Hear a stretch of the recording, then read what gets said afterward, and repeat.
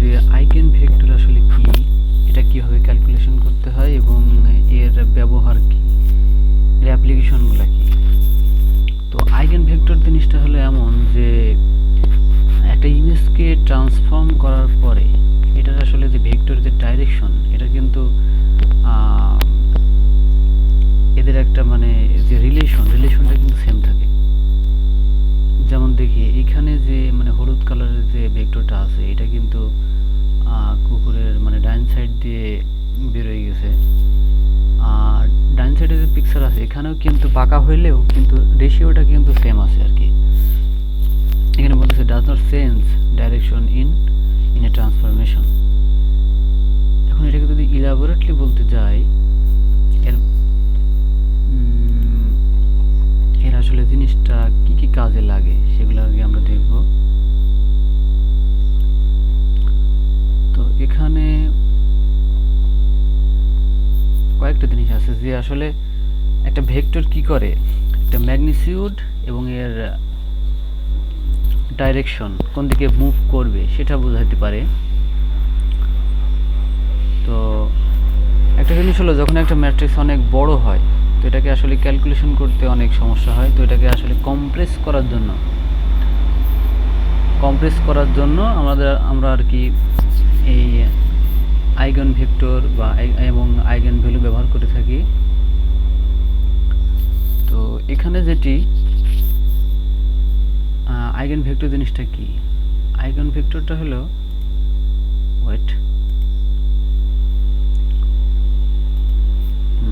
Eigen vector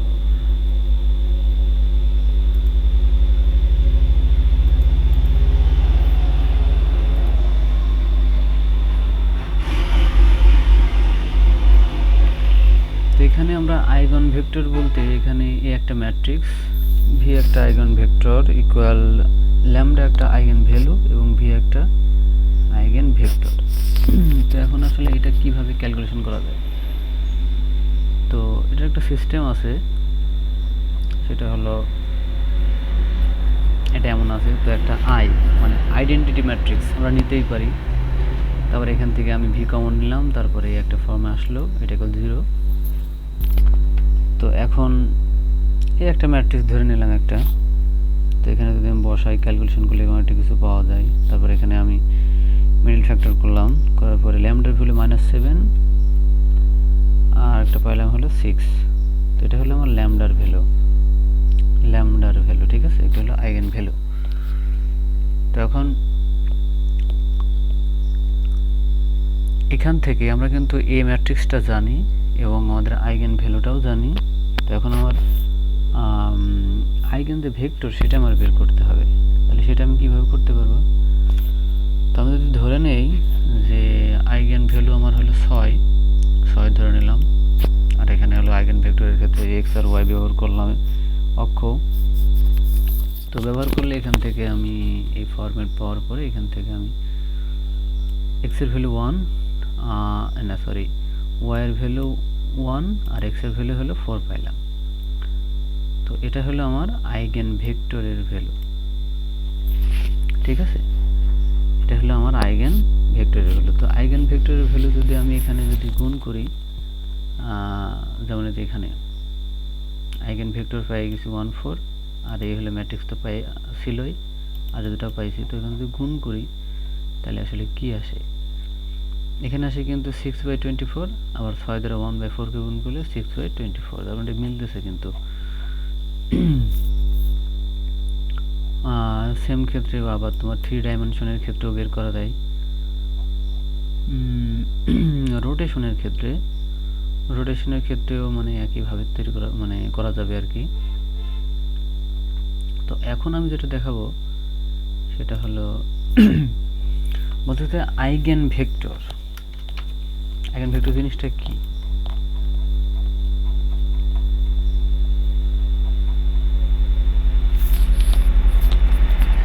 এখানে বলতেছে if the new transformed vector, মানে আমি যদি একটা ম্যাট্রিক্সকে একটা ভেক্টর দিয়ে গুণ করি তাহলে আমি আর একটা ভেক্টর পাবো। এখন বলতেছে সেই ভেক্টরটা যদি scale formed of original vector হয় মানে এই যে এ আর ভি গুণ করার পরে যে নতুন ভেক্টর হবে সেই ভেক্টরটা যদি এই ভি এর স্কেলড ফর্ম হয় তাহলে এই ভি কে আমরা এ ম্যাট্রিক্সের আইগেন ভেক্টর বলতে পারি।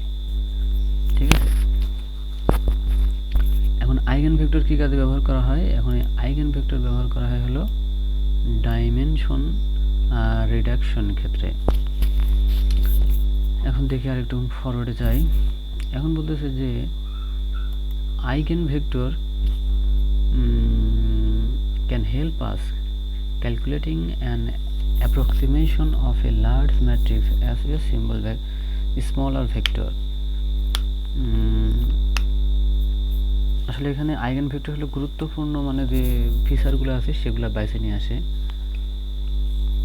এখন দেখি, এখন think eigen vector as stressing or compressing an xy line chart without changing their direction, যেটা আর কি আমি প্রথমে বলছিলাম, লাইক এটা without change their direction. এখন আইগেন ভ্যালুটা কি? the scalar that is used to transform an eigenvector, মানে ডিসটেন্স আর কি। এখন আসলে কি কি কাজে ব্যবহার করা হয়? Rate of change, maintain relationship between two variables or two vectors, যে এটা যেমন এক্স, এটা যদি এক্স অক্ষ ধরি, এটা যদি ওয়াই অক্ষ ধরি, তাহলে দুইটার ভিতরে একটা রেশিও বজায় থাকে, রিলেশন। এখন বলতেছে যে eigen value and eigen vector providing summary of large vector.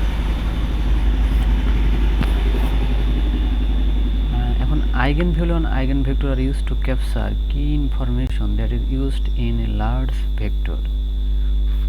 মানে একটা লার্জ ভেক্টরের মানে গুরুত্বপূর্ণ জিনিসগুলো আসলে বাইসে নিয়ে আসে, তাহলে কিন্তু আমার টোটাল ম্যাট্রিক্সটা কিন্তু আমার দেখানোর দরকার নাই। এটা হতে পারে যেমন আমরা যখন সার্চ ইঞ্জিনে সার্চ করি তখন কিন্তু গুরুত্বপূর্ণ জিনিসগুলো হয়তো প্রথম 10টা বা 15টা আমার সার্চের সাথে যেগুলো মিলে যায় সেগুলো কিন্তু দেখায়। এগুলো আসলে আইগেন ভ্যালু এবং আইগেন ভেক্টরের মাধ্যমে হয়ে থাকে। পিসিএ প্রিন্সিপাল কম্পাউন্ড অ্যানালাইসিস এর ইনসাইডে আছে আইগেন ভ্যালু এবং আইগেন ভেক্টর কাজ করে। আছে ফেস রিকগনিশন টেকনিকের ক্ষেত্রে যেমন আইগেন ফেস এর ক্ষেত্রেও আইগেন ভেক্টর আইগেন ভ্যালু ব্যবহার করা হয়। আরেকটা হলো তোমার রেগুলারাইজেশন, ডাটা রেগুলারাইজেশন আর ওভারফিটিং কন্ট্রোল করার জন্য ব্যবহার করা হয়। কথায় বলতে গেলে যে আইগেন ভ্যালু এবং আইগেন ভেক্টর হলো নয়েজ রিডাকশন করতে পারে, তারপরে ইম্পর্টেন্ট যে মানে কোরিলেশনগুলো আছে একটা ফিচারের সাথে আর একটা ফিচার, এরকম বিষয়গুলোকে আসলে এক্সট্রাক্ট করতে পারে। সিঙ্গেল ভ্যালু ডিকম্পোজিশনে ব্যবহার করা হয়, যেটা বললাম আর কি, সার্চ ইঞ্জিনে ব্যবহার করা হয়, র্যাঙ্ক আইটেম ডেটা সেট। এখন মনে হয় দেখাইছি, ক্যালকুলেশনটা দেখাইছি না, সেটাই এখানে মানে এ মাইনাস ল্যামডা আই পাওয়া যায়।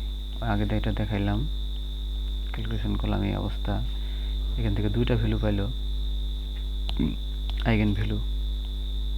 ওকে, তারপর আইগেন এই যে মেন যে ইয়ে ছিল ইকুয়েশন ছিল এ মাইনাস ল্যামডা আই, তাহলে এখানে যদি ক্যালকুলেশন করি এই একটা ভ্যালু পাই, এখান থেকে একটা ভেক্টর পাওয়া যায়।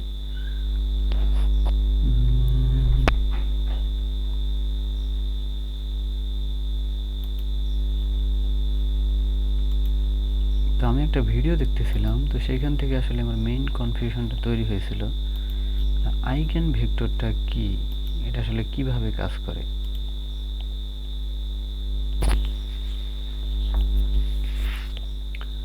ওয়েট একটু, field evolving in time, then these would be eigenflows, hierarchically organized.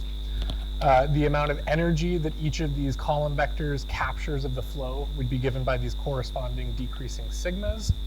And then V1 would be essentially the time series for how this first mode U1 evolves in this flow. So each of these snapshots has a certain amount of U1 in it, and the amount of how that mode varies in time is given by V. So these are kind of eigen time series in the case of physics, okay, these eigen time series. In the case of the human faces, you would basically take this V transpose, this big V. হারাই গেলাম। This one is a little bit trickier to explain because it's, again, reshaped into these eigen faces, and so on and so forth. Okay, so they have a clear interpretation. The entries of sigma are hierarchically organized. That has a clear interpretation. And these columns of V also have an interpretation. This one is a little bit trickier to explain because it's V transpose, so I'm going to do my best here to say this in a way that's clear. And actually, I'm going to start in the eigenflows case. So Thank you, sir. if our data was from a flow field evolving in time, then these would be eigenflows, hierarchically organized. The amount of energy that each of these column vectors captures of the flow would be given by these corresponding decreasing sigmas. And then V1 would be essentially the time series for how this first mode, U1, evolves in this flow. So each of these snapshots has a certain amount of U1 in it, and the amount of how that mode varies in time is given by V. So these are kind of eigen time series in the case of physics, okay, these eigen time series. In the case of the human faces, you would basically take this V transpose, this big V transpose matrix, so now it's V1 transpose, V2 transpose, and so on and so forth. And essentially the first column of this V transpose matrix would tell me the mixture of all of those eigenfaces, the exact mixture that I have to take of all of those columns of U to add them up to equal x1. And the second column of this V transpose matrix would be the eigenmixture of these columns that add up to x2, and so on and so forth. Of course,